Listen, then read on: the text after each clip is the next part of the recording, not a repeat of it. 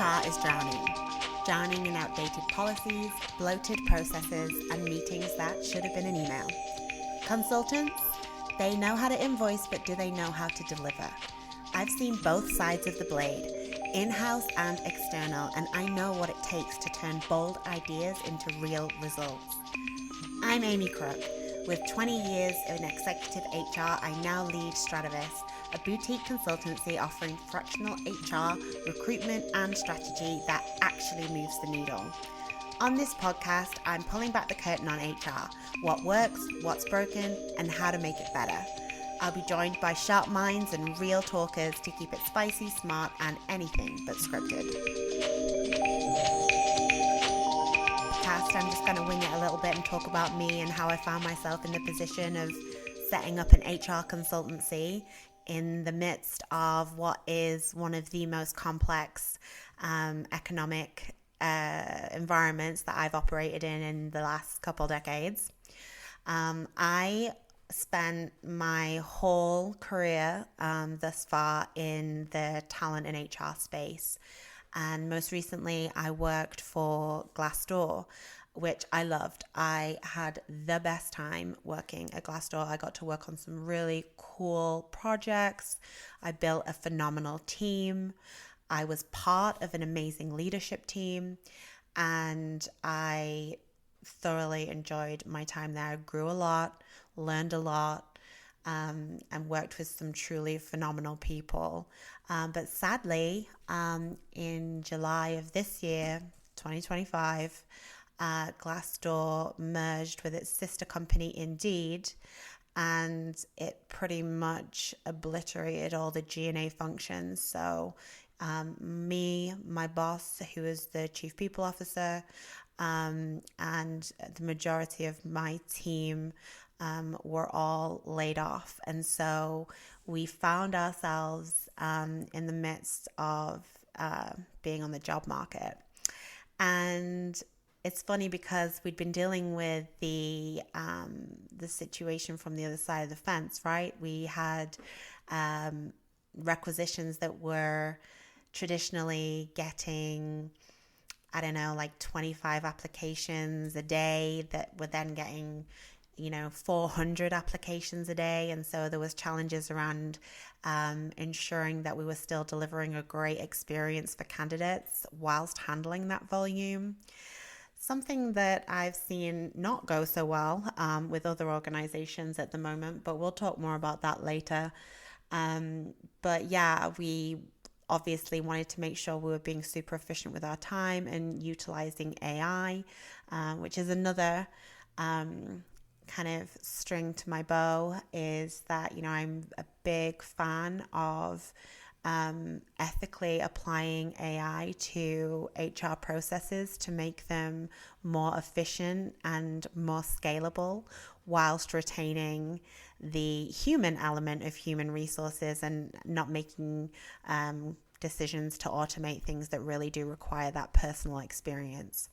So as I said, I was on that side of the fence. I understand what it's like for recruitment teams dealing with high volumes of applications and needing some direction and guidance and probably a revisit of their tech stack to handle that. But then I found myself on the other side. And while there were positions at, my more senior level that were available, the process was really different to any other time that I'd kind of gone out to the market. I was seeing jobs that had been advertised for a couple hours that had over 100 applications already. Compensation was all over the map, so it was really hard to kind of do a really decent market insight based on what's being advertised because there was no rhyme or reason. Titles were all over the place, compensations all over the place. And, there's something to be said about, wanting to make sure you value yourself appropriately. And I understand that that changes, but not to the levels that I've seen some companies try and advertise senior executive roles for. So, and again, more on that later. And so I could see that there were a couple of challenges for companies. I could see that, recruitment teams have been trimmed down to the bare bones. I could see that learning and development teams were struggling to support organizations in terms of creating efficiencies in AI adoption. I could see that business partners were probably struggling through a million reorganizations to try and make the most effective team structures. And then, performance management, dealing with review cycles. Like, there's just a whole host of things that are going on at the moment that, we're moving away from more traditional processes and methods, and we're moving into a different space where we can utilize tools and technology to help, like I said, create those efficiencies. I feel like I'm saying efficiencies a million times, and I apologize. But we are moving towards a space where that is a big part of our role. But what's missing is that the whole idea of like creating these efficiencies is that you can spend more time on the other things that are a little bit more complex, and you're not creating these efficiencies at the expense of the experience of your customers. And in HR, customers are obviously the business, and they're also the external talent market. So I guess I really wanted to help, which sounds super cheesy, I know, but I really love fixing tricky problems, anything that is a little off the wall or has been tried a couple times and hasn't gotten off the ground. Like, I love getting involved in those types of projects and finding a way through. So there was that component that I really wanted to help organizations that were perhaps struggling with this, and then thinking through other organizations that may need support, like startups or smaller businesses that need HR support but don't necessarily have the budget to hire an executive full time. So I wanted to offer that as a service. And then just thinking about what's been really beneficial for me as a leader. I've thoroughly enjoyed coaching and developing the leaders that I've had work for me over the years. And so I wanted to take pieces of that and also pieces of executive coaching that I've experienced, and put that all together in a package. And then I was lucky enough that about a month into my journey, somebody who I have wholeheartedly respected, valued, and trusted since the day that I first had a coffee with her when she was chatting to me about coming to join her team, is a woman by the name of Erin Totis. She happens to be on the job market at the exact same time. And I think I had said to her maybe in May, before I, really knew that the layoffs were coming, that, if we were smart, we'd set up a consultancy, the two of us, because between you and me, we could rule the world. And, we kind of laughed about it. And, Erin was like, it does sound fun, but, we've got like a family to support, and, it might be challenging. But, Erin found herself on the market, and she had the same experience as I did. And we were just both like, there's gotta be better ways than this. Like, we know that we can support people, and wouldn't it be great to channel all that energy into supporting as many people as possible and working on as many complex problems as possible? Neither Erin or I are particularly in our best place when we're just making sure that the trains run on time. We want to be in there helping people with their complex issues and challenges, and finding solutions and pathways for them to move forward. So Erin is also a phenomenal recruiter. So she has staffed up so many executive teams in her career, and she's worked in all kinds of different environments, from like tech startups to like big financial services companies, and she has, never missed in her career journey. So she agreed to come on board and join Strativis. And she is heading up our startup practice that focuses on talent and recruitment. So I'm sure she'll join me on a podcast in the near future to kind of talk a little bit more about herself and her journey. I won't do that for her, but needless to say, I was completely thrilled that she had decided to come and do this with me. because starting up an organization on your own can be pretty grueling. I found myself learning how to be a web developer, a bookkeeper, a marketeer, finances, banking, getting everything set up, as well as dealing with like local legislation. Most hilarious thing was that the state of Illinois actually requires me to put up a poster in my workplace, just for employees to see. I don't even know what this poster says. They like to charge you like for this poster, and it's a decent amount.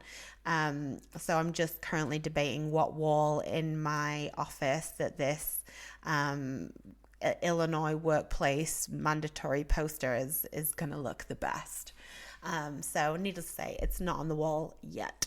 Don't come after me though. I'll put it up there, I promise. So yeah, just navigating all of that stuff, and even coming up with the name Strativis, even learning how to pronounce it. When I was thinking through it, there was a few options that I had. I really wanted something unique and different. I didn't want to be, Amy Crook Consulting. And I had a couple options. The one I really liked was True North, because I thought it would be a cool nod to my Yorkshire heritage back in the UK.